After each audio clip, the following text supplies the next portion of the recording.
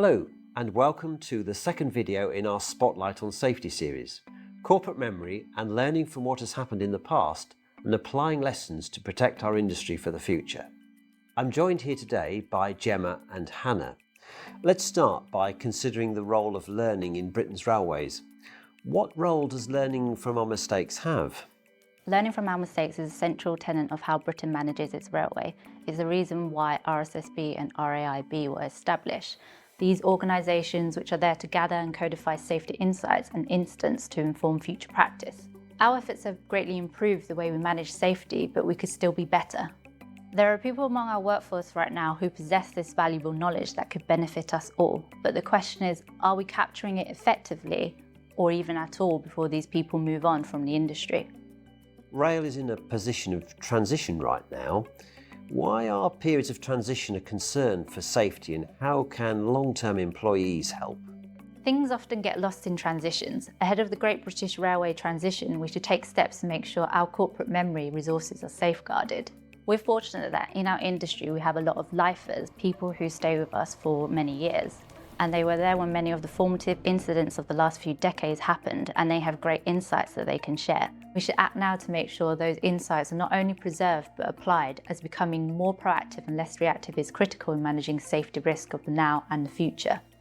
And this is particularly relevant now because we have learned from experience that transitional periods can lead to problems when they aren't managed correctly. In 1988, the fatal derailment at Clapham Junction happened because there were major signalling upgrades concurrent with major organisational change, which had far-reaching implications for many aspects of how frontline teams were operating and high staff turnover. It was concluded that this environment contributed to the errors which led to the collision. And the RAIB Chief Inspector commented that the link between these two events showed how easy it is to forget lessons and slip back into old habits. We're lucky to have the vantage point to make that connection. The tragic events in Greece in March of 2023 show that systems such as ours, which focus on identifying root causes foremost in a just and learning culture, rather than appointing blame, are not always in place. Facing another transition, how do we protect our corporate memory now and prepare ourselves proactively for the risks that come with change? You make a very good point there about how easy it can be to slip back into old habits and disregard learnings from past events.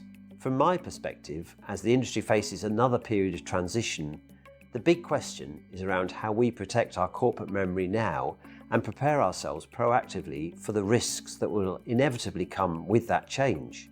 In my opinion, I believe the solution lies within the industry, and that's where RSSB comes in. We're on the side of industry to help industry, and together we can collate the knowledge of people from all different aspects of the railway, and we can harness it to help create systems and know-how from which the whole industry can benefit. So on the back of that, it will be great to hear about some recent lessons learned and exercises that RSSB has carried out. RSSB recently conducted a lessons learned exercise to document the industry's experience of the COVID-19 pandemic. The rail experience of the pandemic was unique, so few other industries needed to keep operating at the level we did, whilst interacting so closely with the public. New people coming to rail since the pandemic from other industries will have little idea about how the pandemic played out for us. And the more years pass before the next pandemic, the more of those people need to rely on knowing what works and what doesn't. So to preserve that knowledge, we interviewed people from across the industry from various different levels about what they had seen of the industry's response firsthand. We've not only captured those findings in a detailed lessons learnt report to preserve those insights for the future, but also interwoven them through our pandemic playbook, designed to help us deal with any disease scenarios we're faced with in the future. What are the critical questions that organisations need to ask to get the most from their corporate memory? Organisations need to ask questions like, who is responsible for maintaining the corporate memory within your organisation, and has your organisation identified all the data they could be sharing with RSSB? As there is particular data you could provide us which could really help us develop rich insights for the industry. How can RSSB help industry get the most value or benefit from their data?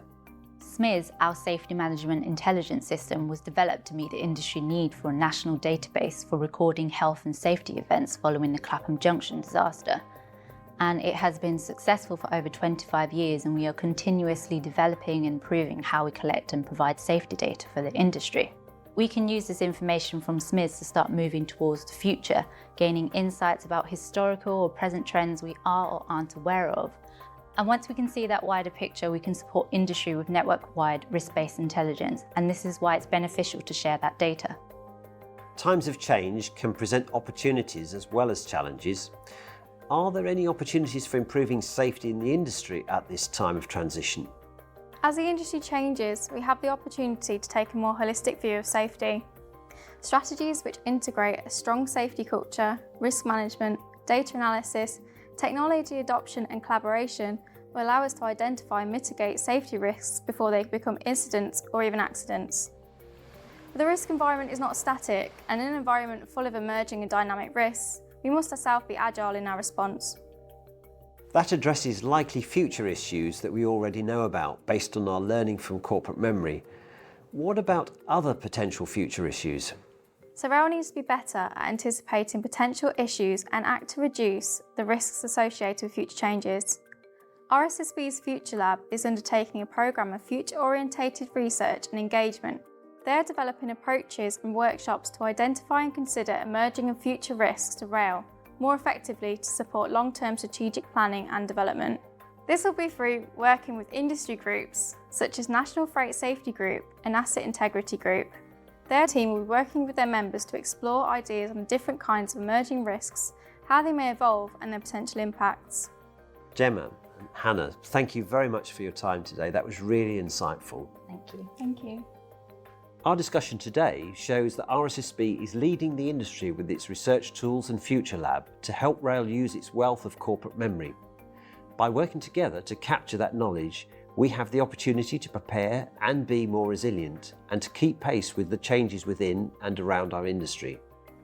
I encourage you to read the full Spotlight on Safety report to find out more.